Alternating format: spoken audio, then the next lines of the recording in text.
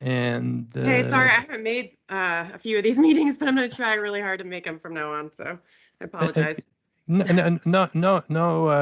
reason to apologize. We know you got priorities, so we'll let Eric Griffin take it from here. And Eric, it's all you. Yeah. Okay, great. Today I did put together an agenda. No times on there because I like to, for this meeting, allow the discussion to kind of go. But I did have Josh and Brittany and me up first, so I don't know if you guys need to wait for Josh or if you guys are prepared to talk to the model updates. It sounded like you did some work since the last meeting. And then I just had a couple Mike and I did a couple small diagrams of some of my data processing. I was going to show that, and then discuss a little data handling. We did have some resources that we had last meeting, so I threw some things together. Cello may have some improvements, and then if we have time, Cello can, and this should be Cello. Cello can discuss his assessment. So with that, I think I can turn it over to the city of Portland if you guys are ready to talk about your updates to your model that you whiteboarded in the last few weeks. Yeah. Yeah, so I can show my screen and bring up the model. So this is our digitized version of that crazy, messy whiteboard drawing that we saw last time. So there are just a couple little updates from the previous one, just to kind of flush things out a little bit more. So I'll go ahead and walk through this. Again, this is just kind of our first draft from the whiteboard, so we can, change it around. We did meet yesterday in our internal energy team and kind of walked through this. And yeah, so our three stakeholders, mostly we've got the energy team from the BES side, and then we've got Energy Trust of Oregon, which is our SEM partner, and then we have our field staff. So I actually was thinking about this last night, and I was like, maybe I could start this a different way. But from what we have now, we perform our treasure hunt, and we have kind of off to the right. I kind of wrote some things about how we do our treasure hunts, kind of like how we choose which area to focus on. And we have been doing this for a few years now. So we kind of have been able to go through and find some of those easier projects like lighting. So we're also kind of starting to look a little bit more on which areas have that high energy consumption, and to kind of get a little more granular with those. But yeah, so basically we perform our treasure hunt, or our field staff can submit ideas to the energy team. Sometimes that's through like email or just word of mouth at this point. And then our Energy Trust of Oregon partners will write down those ideas when we're in the field doing the treasure hunt. And so and people involved with that treasure hunt, we have like our operations, our millwrights, the energy team. And so, and then we write down those potential savings into our opportunity register. And then this just has a quick link to get to our opportunity register. So then we can, see if I can pull that up real quick. See if that loads. Oh, well, there it is. There we go. So we'll put our name, and then some of the things to kind of help us prioritize is the energy savings in kilowatt hours. And then these kinds of energy impacts of the GEMS and do it now. And then the status, this I'll kind of mention in the business process model as we go through it. But this is kind of how we track the projects that we're working on. So then, oops. There we go. So then we'll write that down. And And once we put it in, we'll set the status to not started. And then we have our bi-weekly energy team meeting. So we'll meet as a group. And then in that meeting, we'll review the project list. So we'll go down the list and we'll see, okay, is it in progress or is this a brand new one that we just added to the list? So in the case where it's a brand new one, we haven't started on it. So we'll come down and then ask if we have all the appropriate information. If not, then we'll work with operations or do some research to get, that kilowatt rating or whatever necessary information we need. And then we'll ask ourselves if the project is even feasible. So kind of down here, I have a note on, what makes it feasible. First off, want to make sure it doesn't disrupt any process requirements, make sure it's not going to mess anything up there, make sure we have the operations buy-in, and if we have the resources available. So if we decide the project is not feasible, we'll classify it as cannot do and then just change the status to canceled. So it's still in our register, so we can go back and see that we've looked at it as an opportunity but decided against it. If we think it is feasible, then we'll look at how much work is required and how much planning is required. And then we'll basically put it into one of 3 buckets. So the first bucket is a quick win. So those usually require less planning, not as much funding, usually can be done pretty quickly and in-house. If it can't be done in-house, then we'll ask ourselves if it requires some CIP funding. If not, then we'll classify it as a gem, and that will go into our repair, rehab and maintenance shell. And then if it does require the CIP funding, then we'll classify it as CIP. So once we've kind of classified those, then we'll ask ourselves if the resources and funding are already available. If not, then we'll set that decision to do it.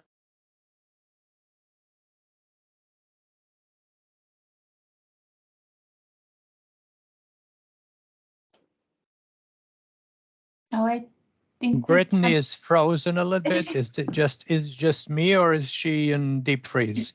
Yeah, she's glitching. It'll probably be a couple of seconds until she comes Okay. back. Am I back? She's back. Yeah. Oh, good. I saw everyone like freeze, and then I was like, no. You're good, Brittany.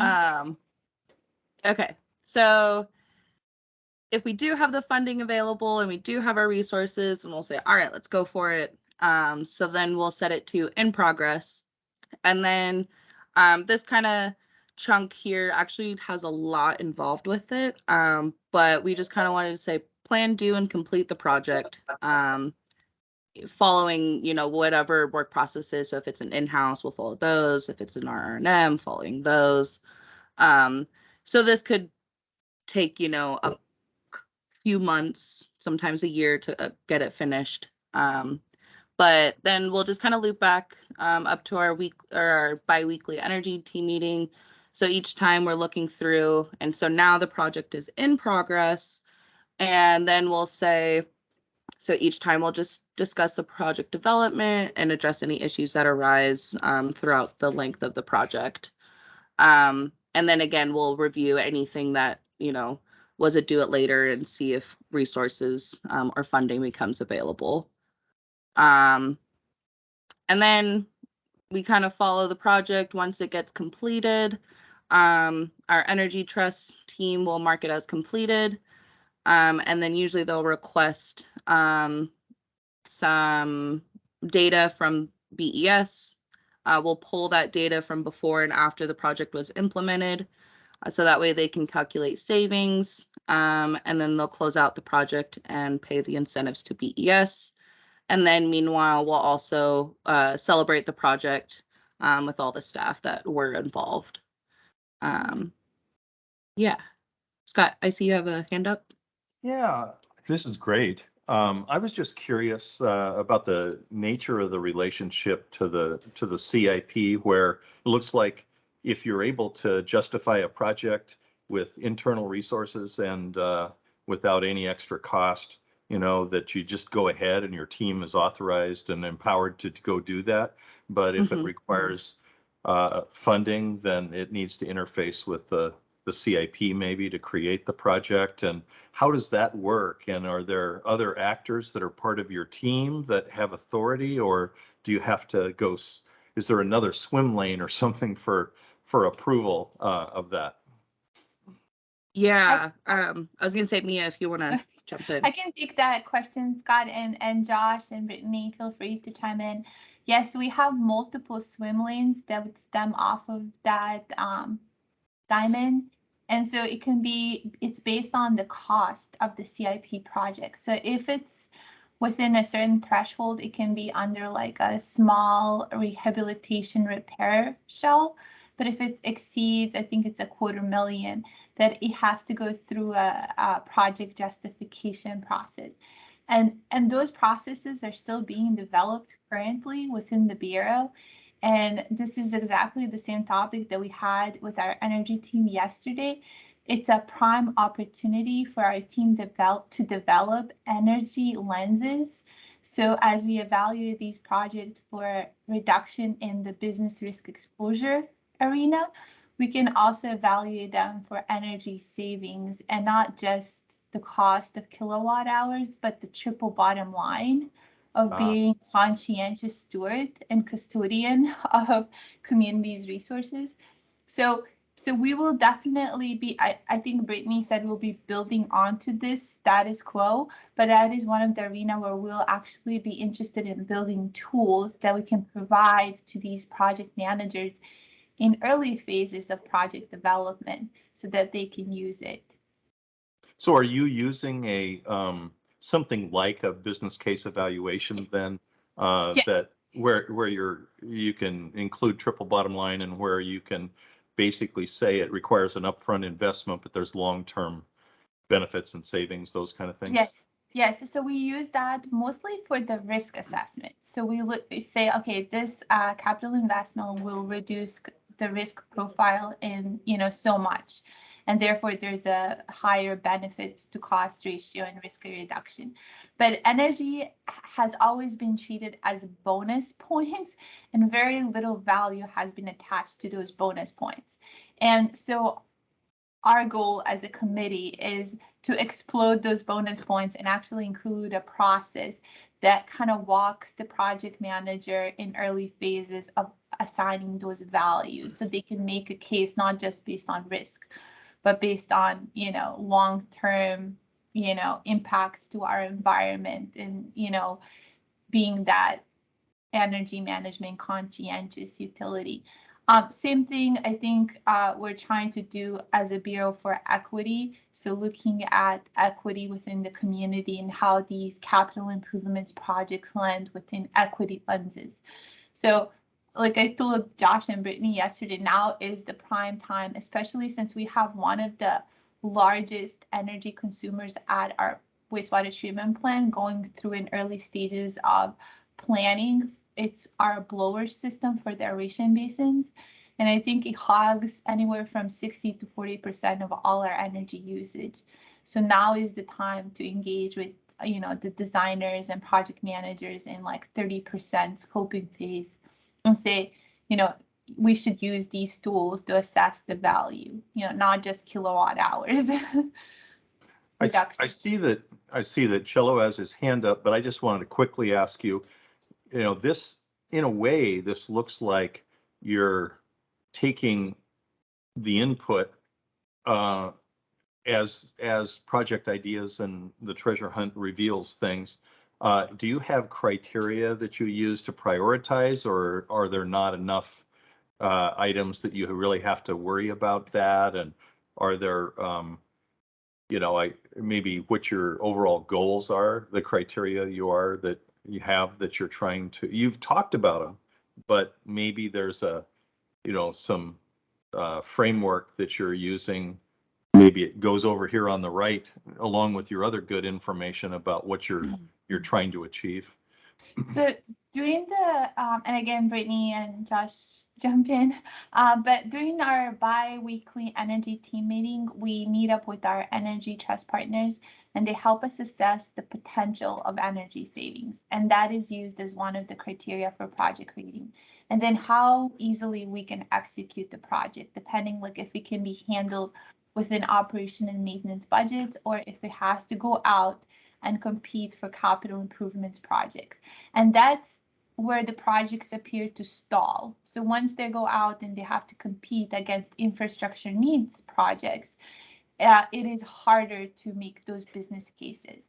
And I think it's harder because we don't have really good tools, right? So I think we're looking to kind of optimize and expand that. And my firm belief is the whole group is doing this as a side job on voluntary basis.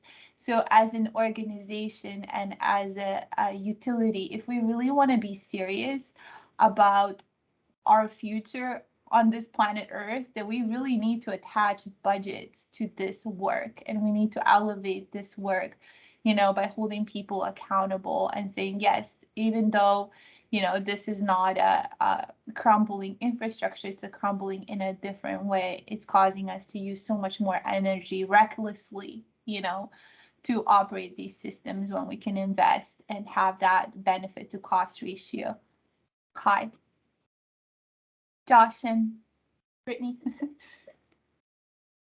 I think I saw Josh with his hand Well, up. Yeah, but I think Cello, why don't we take Cello's question and then I'll comment on top of what you already said. No, you can. I can wait with my question. Just go ahead, Josh. It's okay. Okay. So, you know, my observation, and I'm new, I'm relatively new to City of Portland and the operations and maintenance group. But it's once it gets into the, you know, it passes that monetary threshold, and now we're in a position to justify the project. That's part of our R&M Shell program. So when you were talking about additional swim lanes, that program has its own set of swim lanes. You know, I mean, so it's kind of an offshoot. And then, you know, so there's projects that are being proposed that are coming from, you know, a different process. So there's, you know, it's sort of a popcorn machine that's pitching projects. This is just one of them. And so then you're in this mix with, you know, projects that are needed to just replace needed infrastructure or to make the plant safer, or a number of different, you know, reasons and rationales, you know, components that are well beyond their useful life, that kind of thing. And there's a pretty robust, from my observation, risk assessment process that goes into that. And it suffers from the energy perspective. I see Mia kind of going, well, maybe, but from the energy perspective, it suffers from what Mia described. It does not include and equity, and it really does boil down to who's in the room and what their values are when it comes to assigning these additional points, or even just interpretation of the business case data. You know, different people have different values, and at the end of the day, it's really their values that swing them, and then it's whoever's happens to be available to participate that day. So those are some, I don't know if they're weak points, but they're just human points. And so this is where the culture part kind of seeps in. And, you know, if energy was, if we were united behind a mission of energy, maybe that wouldn't be such a big deal. But because we don't have that aspect, and this is grassrootsy, you get what you get, and whoever's in the room has their focus, you know.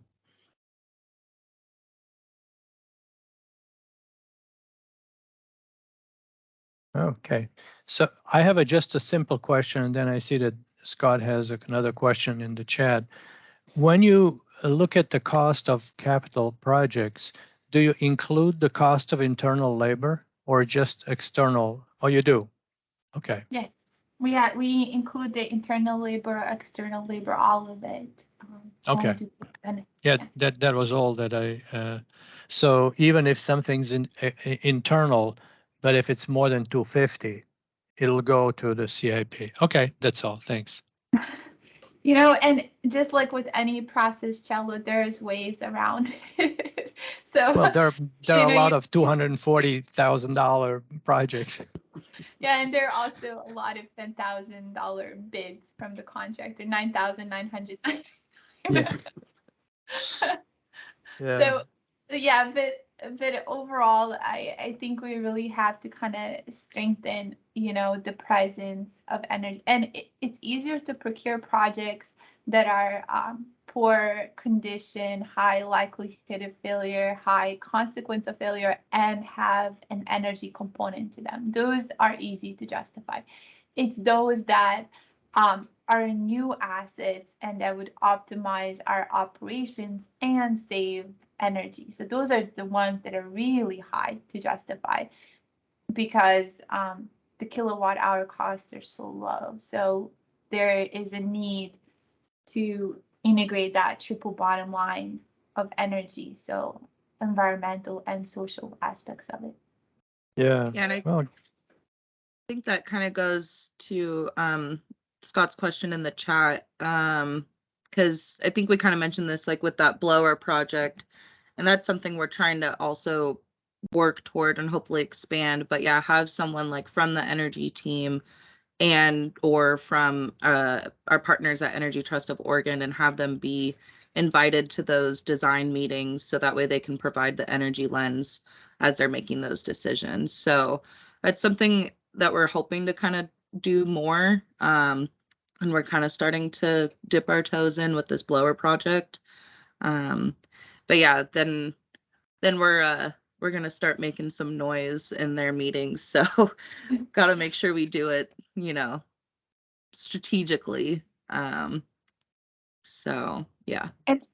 And we're in this like huge transition, or we're getting a new leadership at the highest level for the Bureau, and also the Bureau went to restructure, and now we have these separate groups that are like strategic planning and strategies and risk and they have been affected by COVID. So I don't think they're really clear on their roles. And then here's the O&M that has been used to operating like a lone cowboy. So now it's like, where do our paths meet and how do we really unite as one Bureau and producing better levels of service to our community? So it's going to be a big question probably over the next, I want to say 5 years, but just about then we're going to go through another reorg. So When you basically scope projects, like a lot of design engineers, what they're trying to do is have the lowest possible first cost and not really dealing with life cycle cost. Are you finding that your team or the organization overall is building in kind of life cycle kind of cost and benefits as part of the project decision making and designs? Or it sounds like you had a couple examples where you're starting to do that, and at least you're finding some influence on the energy side. But looking at O&M and the impact on O&M over time is going to be the biggest cost usually. So just curious how that's working for you all.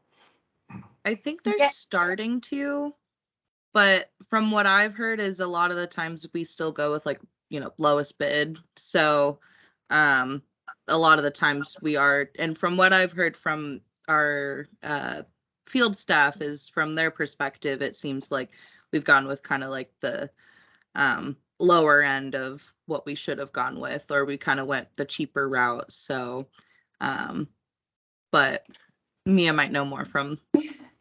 Yeah, I agree with you, Brittany. And I want to add, Scott, so we have a group of, we refer to them as coordinators, but they're planners who represent interest of the O&M group in these capital improvements projects. they're also the folks that take all of the assets and they take them through the transition between, capital investment and O&M ownership. So they're very familiar with the total life cycle of equipment and what equipment performs well within our system and what equipment we want the designers to put in. So those are the folks that usually sit on these capital improvements projects and are active stakeholders to all phases of design. Where the highest frustration happens, and most recently, is because of all of the increases in costs. So these capital improvements projects are coming way over the budget. So now we're almost in every project, we're doing this exercise of value engineering and cutting costs in attempts to desperately cut costs to land these capital improvements projects. So there's some I guess, separation between the groups. But yes, we do have advocates on those teams that do share the information such as total life cycle cost. And some of that information we are successful in capturing in Oracle. And some of that information we always need to get better about. So Josh, you have your hand up, but maybe you could address this question. It sounds simple to do, but you explained me a few reasons why it's really difficult. Is that you could, when you're with the design procurement, say that you're looking for lowest life cycle costs and to include triple bottom line, so that you can argue that the customers are better off over the long term, right? If you basically organize the projects that way. It's kind of counterintuitive to a lot of people because it does often increase the short-term capital costs. But So would you go ahead. Yeah, just a clarifying question. Have you seen that happen, and do they include that in the contract documents? And Yes. you have examples of the language in those technical specs? I would love to. Yeah, because that is a major shift in practice that like the country of Australia does that in all cases. The Canada tends to do that, and there are other organizations that at least claim that they're doing that. So maybe there's some contract language and that kind of thing or in RFPs, that could be used. So maybe we could try to pull some of that out. I would be super interested. So that conversation would not just include engineering, but like the city attorneys and all of that. But if you have examples or possibly a reason why Josh, me, and Brittany need to take a field trip to Australia, we're all game for that. Yeah.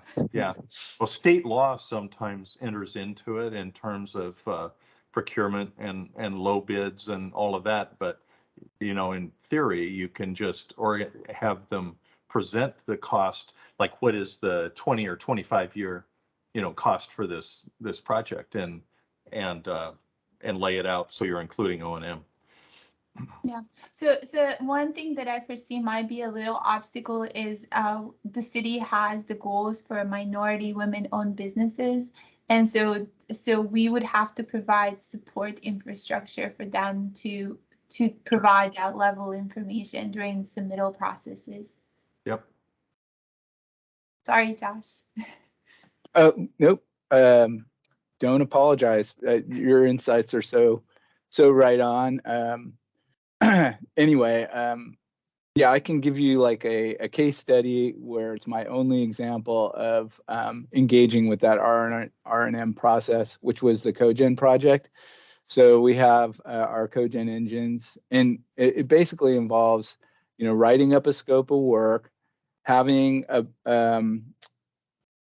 So at that stage, I think what we proposed, this was a study. So it was a pre-engineer, it was an engineering study, but the life cycle costs of it were based on, and this was something that I got I think they were based on sort of the lowest, most likely selection. That wasn't my idea. That was sort of how it was, how I was told to sort of do it by the RR&M powers that be. And so what was I going to say about that? So one way that you can kind of get almost like value engineered before you even start is that.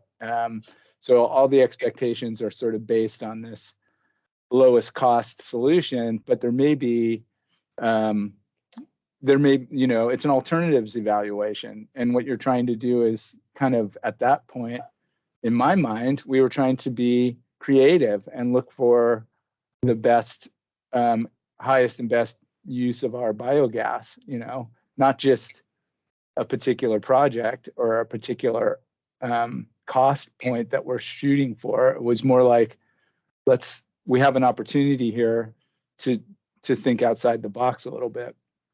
And what was another point? I think once that scope went through and we were able to move that into the project phase, it got reshaped again. It's like the whole scope kind of got reshaped, and we just ended up, that process continued throughout. As soon as it went to engineering, it was modified and modified until it really did resemble. Another way that you can have that is an alternatives analysis that's not really apples to apples. So, the lowest cost orange gets selected, but they didn't add the costs that would be required to make it, kind of a fair comparison. So that's another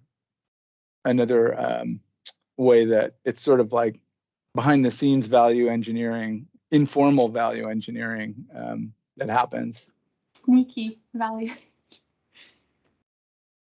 And one thing I heard about at our, I don't know exactly if they do this often, but I heard this for our Swan Island pump station, which is our really big pump station. And they did they had like a 9-point scale for optimization and different things that they looked at. And energy was number 9. So I don't know who I need to talk to get that list and then push it to the top. But that was another thing that I've heard. So I was like, oh, okay. So in certain areas, it's not a priority. Yeah, and it doesn't help that, and power is so cheap in the Pacific Northwest, because we have the Bonneville dam system and a lot of hydropower. So it's really inexpensive here. And so it doesn't really, it definitely, those cost savings are a little bit reduced compared to other parts of the country. Yeah, So and we did try to, I was just going to say, we did try to capture some of these, and I think we've kind of mentioned it, but kind of things that are what's getting in the way. So these are kind of some of the obstacles that we've kind of identified with us trying to go through this process of energy projects. But yeah, that's our as-is model. So This would seem to have, Eric, I mean, maybe you want to, and others want to chime in, but this would seem to have a lot of application in the industry. I mean, what you're doing, it's really cool what you're doing. yeah, Right. our partners at Energy Trust of Oregon, they definitely, I think their opportunity register, they kind of got it down. So yeah, just kind of using that and then incorporating it with our processes is, yeah, important. So we have an energy manager from DTE who's our utility provider. So it sounds similar to what you guys are doing, and we're just starting to do the treasure hunts, and we have our first one scheduled. So we haven't even started yet. And so some of my questions or thoughts around that are does this apply to every facility? And remind me about your about the city of Portland, like how many facilities you have and, high level, but do you like go to this site, for a treasure hunt, go to this site for a treasure hunt? And then longer term, like, do you kind of reach an end to that? Because, you're putting in a lot of effort, you're walking the facilities, you're discussing all these things. Is there a point where you would have everything captured on the opportunity register and you're just kind of looking at new systems come in? So but for us, we have so many facilities, that's probably after I retire, but I was just wondering, a little bit about your system and how the treasure hunt process works. Yeah, so right now, it's focused just at our Columbia Boulevard wastewater plant. So we haven't really taken this out to our pump stations. But our group, the operations and maintenance group, we do oversee the Columbia plant, and we have another plant at Tryon Creek, but that's planning to be going away, and the city of Lake Oswego is going to take ownership of that. So it's not really in our scope for now. And then the pump stations, and we do also have, I don't know how many, but we also have some odor control facilities throughout the city. But again, all of these efforts have been focused at the Columbia plant so far. And typically we try to do the treasure hunts every like 12 weeks or so. And we'll go, so kind of on the right. So typically we'll try to go with the flow. So we'll kind of start at the front of the plant and kind of work our way process wise. So we'll pick like a building and just go to Headworks and walk through that building. And then sometimes it can be also like suggested by someone, like someone can be like, hey, I have an idea and I think that there's some potential energy savings in this area. So then we'll go and look at that area. And like I mentioned, we've been doing this for a couple years now. So we have gone back to certain places just to see if there's something we've overlooked, or there's been new equipment installed or things have been changed recently. And then one thing we're wanting to try to do is look at and like maybe have these treasure hunts be triggered by increasing energy consumption. So we're looking to try to be better at tracking that consumption. So if we notice that a certain process area is for some reason trending upward, then we could do a treasure hunt there. So and kind of like I mentioned, like those first treasure hunts, we're like finding all these things, yeah, the lights and this and that, and then again, as we're starting to go through, it's like, okay, well now we'd have to change the whole process, or so that now we're getting into those more difficult projects. Right. And so your opportunity to register, is it, have you gathered hundreds of opportunities, or is it substantial? Right or now, is it kind of? Yeah, I think we're at about 140 Okay. that I've seen on the list. So yeah, quite a bit. Yeah. And when you have down in the corner, you have submit ideas to Energy Team, is that an informal, or do you guys have an email set up or a form on your website or anything like that? Do you try to curate any energy savings ideas? It's pretty informal at this point. It'd be great to have a more formalized process, but yeah, right now it's usually just like word of mouth, or someone will email Leo, kind of our energy champion, and they'll be like, hey, I have an idea. And then the energy team will engage with that person and then kind of take it through this process of looking at the feasibility and prioritization.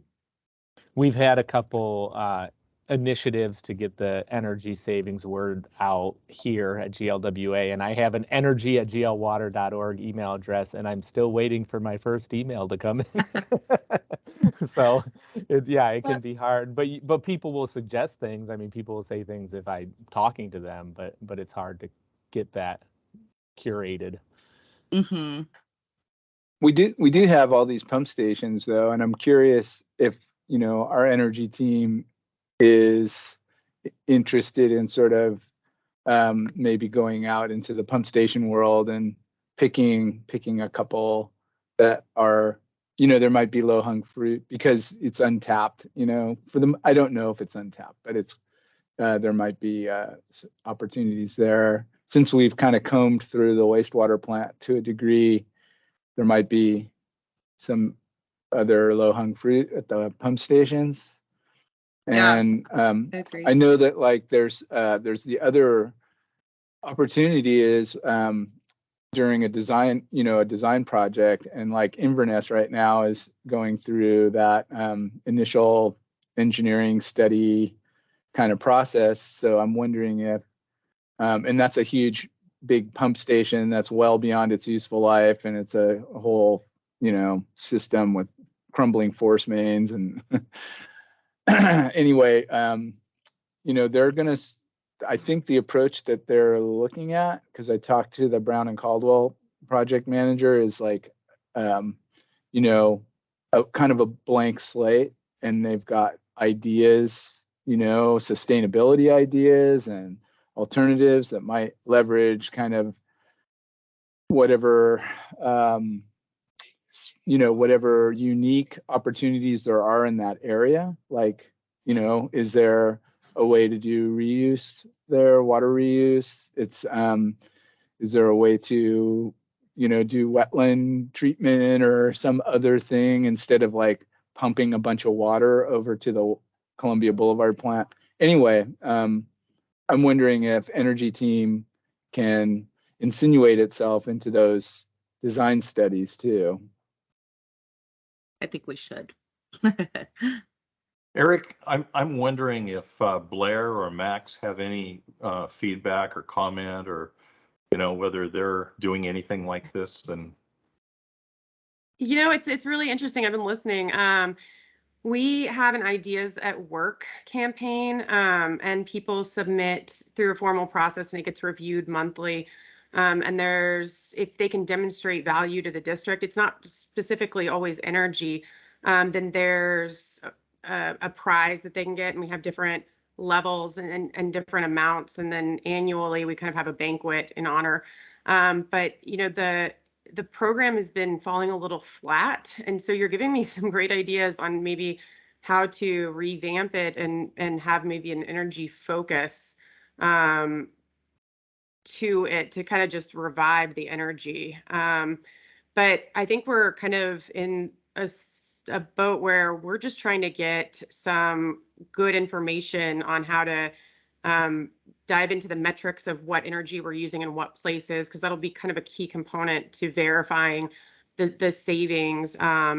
And just the deeper I dive into all of this, the more kind of frustrated I get. I didn't realize, we get 50 different energy bills, mostly from our largest energy supplier, Xcel.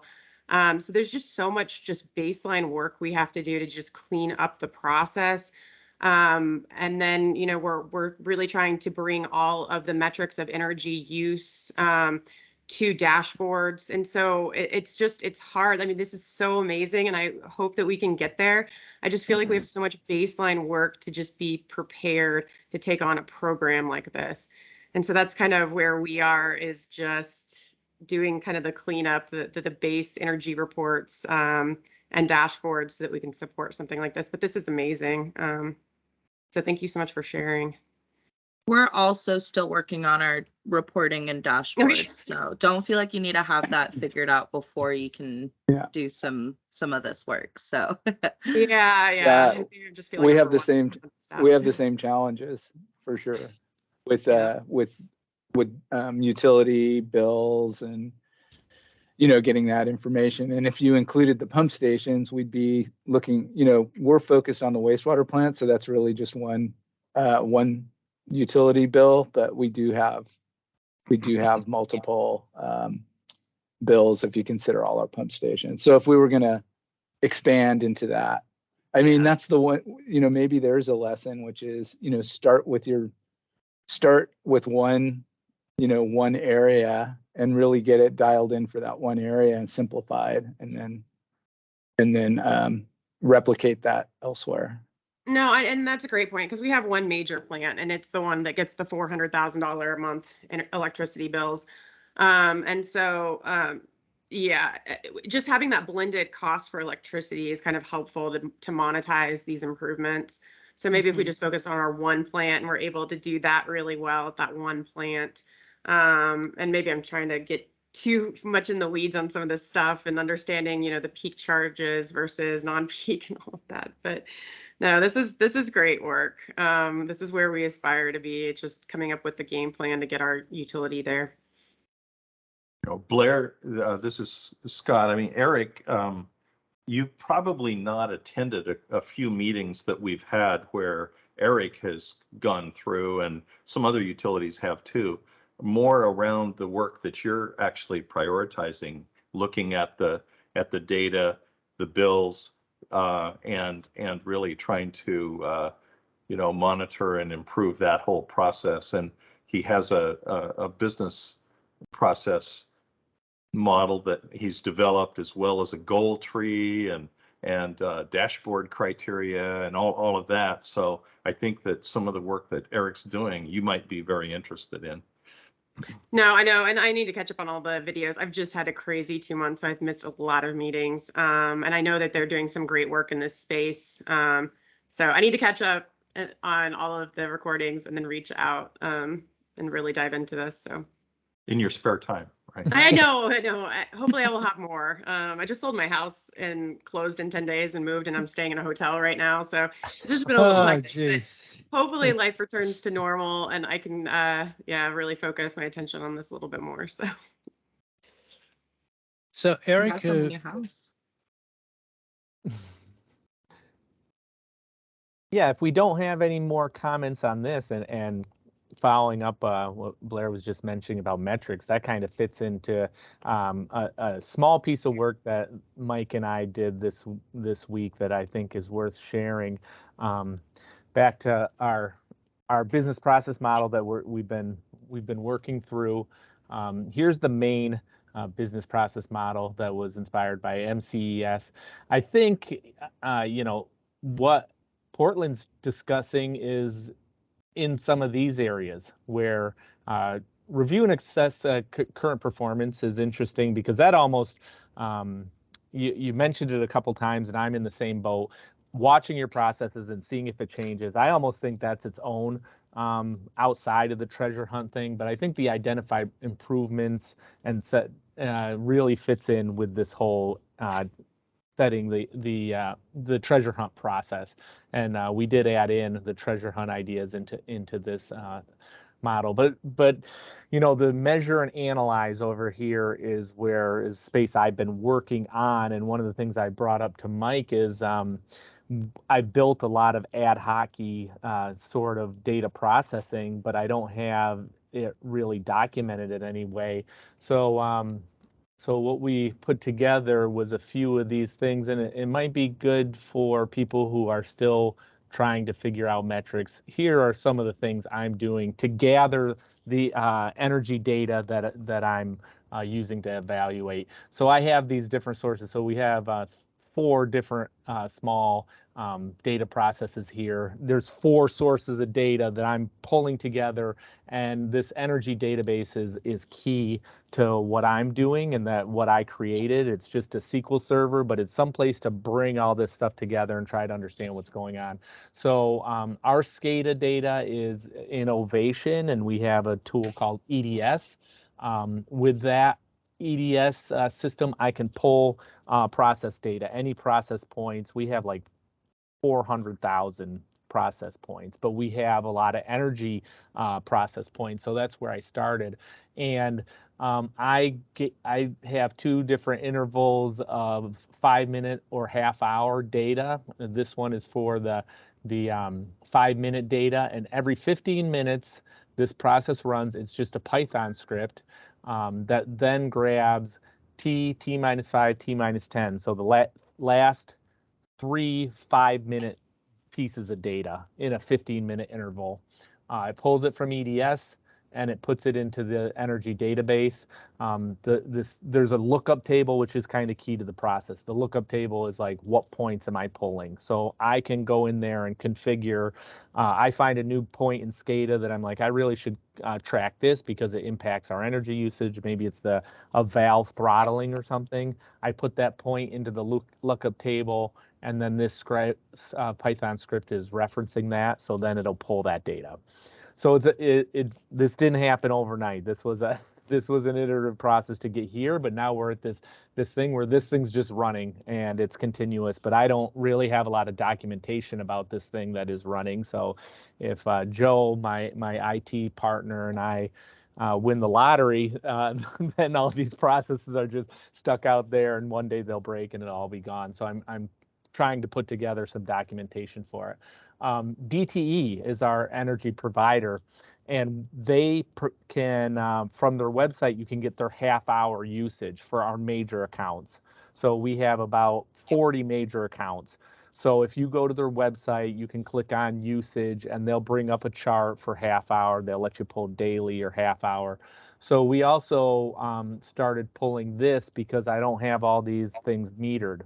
So in this case, we're like scraping their website for the data. But again, it's just a Python script. It's happening once a day at 6 a.m. and it goes to the DTE website. It pulls out a call for the accounts and meters, and then it runs through all those accounts and meters, and again, it goes into this energy database. So that was where we started. That's a bare minimum for at least what our facilities are using, because that usage can vary day to day. So some sort of incremental data is valuable.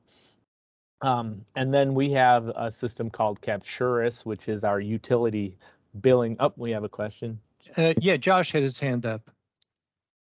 Yeah, and so do you also, we are just starting to go down the same path and figure this out. And, you know, the database, that energy database, I think in our case, it's a larger focus than just energy, because we're also trying to capture all of our environmental reporting and NPDES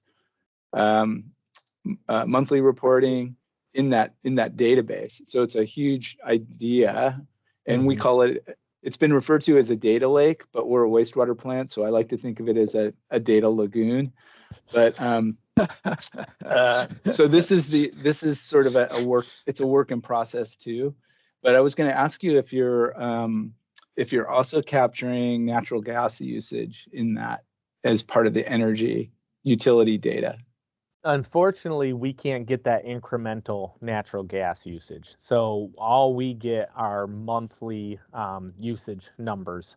So we do have the monthly usage numbers, but that's it. That's where we stop on that. And that's actually through this Capturus. So our Capturus is like a bill handling software where they have a website, and they actually receive our bills, because when you're talking about power bills, we have like 450 electric bills, and then another 50 gas bills, and even water and wastewater and all that stuff. So Capturus does that for us, and they have a nice system with an API, so I can call that API, and we can pull that out, because even though their website's fine, a lot of their reporting's not that great and things like that. So it's good to have it in our database as well and have some control over the reporting. But can I ask Yeah. you, so do your energy companies directly send an electronic bill there? What They do both mail and electronic. I'm a little unsure what. So Capturus, when I've talked to them, they have utilities that'll just send them. It's not even a bill. It's like a pile of data. It's just like a data stream, and and they will process it from that. DTE won't provide that, so they actually either provide a PDF, I think, in some cases, and then mailed bills in others. we get paper bills? Okay, thanks. And yeah, and Capturus on the paper bills, they scan them and process, the elements out of the bill, so that you can go to that system and see what your demand charge, your on-peak usage, off-peak usage, and then click a button and see a scan of the bill. So it's Yeah, but it's you're pretty you're cool. behind. By the time you get that, you're behind by a month, right? I mean, so I like the scrape the data off of the portal idea because you can get real-time data that way. But you know, our utility, PGE, Portland General Electric, they charge so much for that privilege that you know, I think it's worth it for the one wastewater plant, but if you were to multiply it by all these pump stations, it would be tens of thousands of dollars annually. So that's where we're struggling a little bit on that. Yeah. Yeah. And then I see we're basically out of time, but we also have our metering initiative. We use Schneider meters, and they have a PME system. So we have 400 some odd internal power meters, and so this system, it captures all that data. And so I'm also pulling information from that system and throwing it in the energy database as well. So yeah, we ran out of time quickly here. Is any other questions on this or anything else on anyone's mind? I really like this. It makes it so then you can see where everything's coming from. And I think recently I've been struggling with like not like I don't know like how granular on the data I should go. So I think seeing how you're doing it is giving me ideas. I'm like, okay, maybe I'm not going because I'm like, am I going too granular or like not granular enough? So this is helpful to kind of see how you're approaching that and pulling all of the different data together. So now I'm like, okay, now how can I do this with our stuff?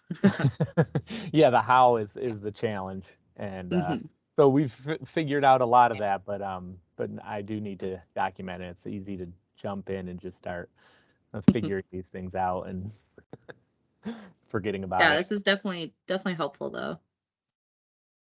Great. Okay, so we're a little bit over time, but thank you very much, Eric and the Portland crew. This was really interesting. Anything that you wanted to say, Eric, before, or anybody else before we stop the recording? I don't have anything else to add. Okay, I'm gonna stop.